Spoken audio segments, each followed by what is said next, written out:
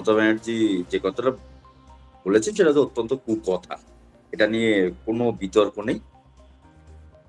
কিন্তু মানে জিনিসটা হচ্ছে যে আমাদের ভারতবর্ষের হোম মিনিস্টার থেকে মমতা ব্যানার্জি হুম, যে কমেন্ট মানে হয়েছে, যে কিছু, কিছু কমেন্ট এমন কমেন্ট হয়েছে যেটা আমাদের অভ্যন্তরীণ রাজনীতিতে সুবিধা নেওয়ার জন্য হুম, বিদেশ নীতির সম্পর্ক কিন্তু খারাপ হয়েছে।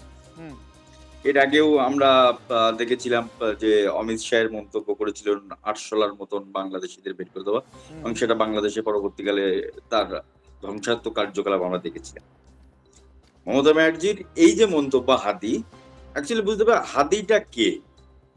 এবং হাদির হত্যা করে কারা লাভবান হয়েছে? হুম, হাদিকে হত্যা করে কিন্তু অরিজিনালি লাভবান হয়েছে বাংলাদেশের জামাতপন্থীরা। ঠিক।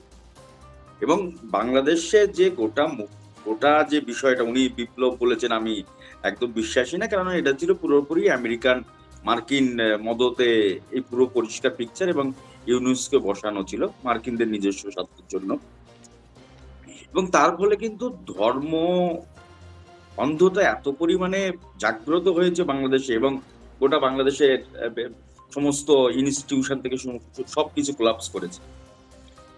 কিন্তু সমস্যার জায়গাটা হচ্ছে আমাদের অভ্যন্তরীণ রাজনীতিতে এই সমস্ত কমেন্ট করে বাংলাদেশে যদি কোন রকমের গন্ডগোল আবার নতুন করে তৈরি হয়,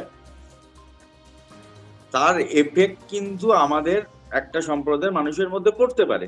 হুম, কেন আমরা বরাবরই দেখেছি যে হুম, বাংলাদেশের সব থেকে সফট টার্গেট হচ্ছে কোনো কিছু হলেই হুম, বাংলাদেশের হিন্দুদের উপরে অত্যাচার। হুম, এবং মমতা ব্যানার্জির এমন সমস্ত কমেন্ট গুলো, সেটা উনি বারবার বলেছেন আমি একটা সম্প্রদায়কে মাঠে নামিয়ে দিলে অন্যরকম অবস্থান হবে।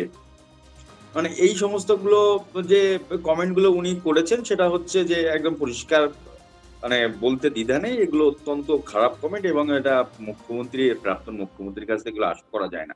মানে উনি যে উস্কানিমূলক কথাবার্তা বলেছেন, হুম,